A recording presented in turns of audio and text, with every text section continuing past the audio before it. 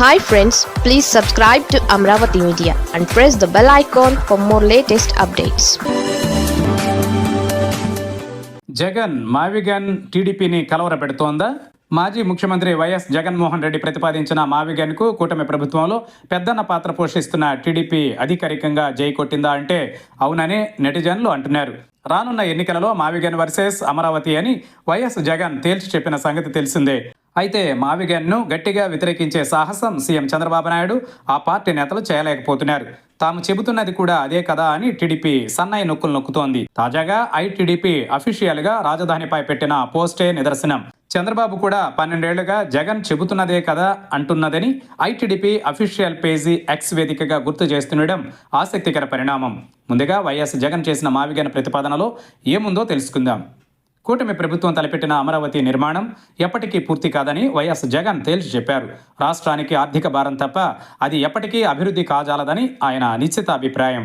దీనికోసం 1,00,000 ఎకరాలు తీసుకుని 2 లక్షల కోట్ల పెట్టుబడి ఎక్కడి నుంచి తీసుకొచ్చి వెచ్చిస్తారని ఆయన నిలదీస్తున్నారు. పైగా అప్పుల ఊబిలో ఉన్న రాష్ట్రానికి ఇంత భారీ మొత్తంలో రాజధానిపై ఖర్చు పెట్టడం అవసరమా అని ఆయన బలంగా వాదిస్తున్నారు. ఈ నేపథ్యంలో ప్లాన్ బి కింద మావిగన్ ప్రతిపాదనను తెరపైకి తెచ్చారు. మచిలీపట్నం, విజయవాడ, గుంటూరు 110 కిలోమీటర్ల కారిడార్ను రాజధానిగా ప్రకటించాలని జగన్ కోరారు. మచిలీపట్నం వద్ద పోర్ట్, అలాగే గన్నవరం వద్ద అంతర్జాతీయ ఎయిర్పోర్ట్, 110 కిలోమీటర్ల పరిధిలో 2 6 లైన్ల జాతీయ రహదారులు, విజయవాడ, గుంటూరులలో 2 అతిపెద్ద రైల్వే జంక్షన్లు మావిగన్లో ఉండడాన్ని జగన్ ప్రత్యేకంగా గుర్తు చేస్తున్నారు. మావిగన్లో 4 కార్పొరేషన్లు, 60 లక్షల జనాభా ఉంది.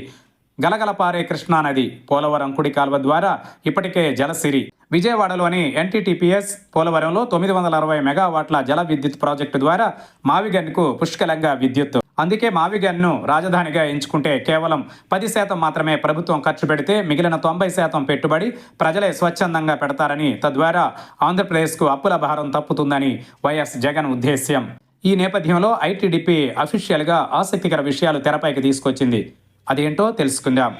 అమరావతి కృష్ణా నది ఒడ్డున గుంటూరు జిల్లాలోని 3 మండలాలైన తుళ్లూరు, మంగళగిరి, తాడేపల్లి 25 గ్రామాలలో 217.23 చదరపు కిలోమీటర్ల విస్తీర్ణంలో ఉంది. ఇక్కడ సుమారు 1,00,000 జనాభా నివసిస్తోంది.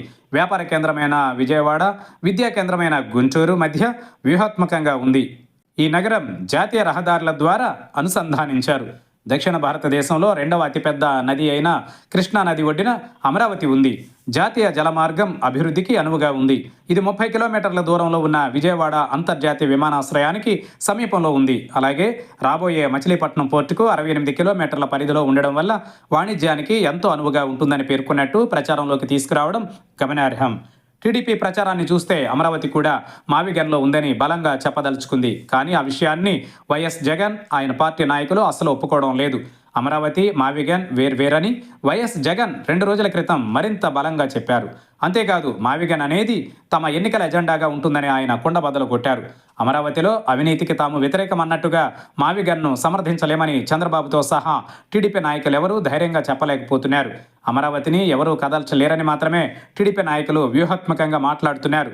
అయితే మావిగన్ గురించి చర్చించడానికి, దానిని వ్యతిరేకించడానికి టీడీపీలో భయాన్ని చూడొచ్చు. దీనిని బట్టి మావిగన్ ఎంతగా ప్రభావితం చూపుతుందో అర్థం చేసుకోవచ్చు.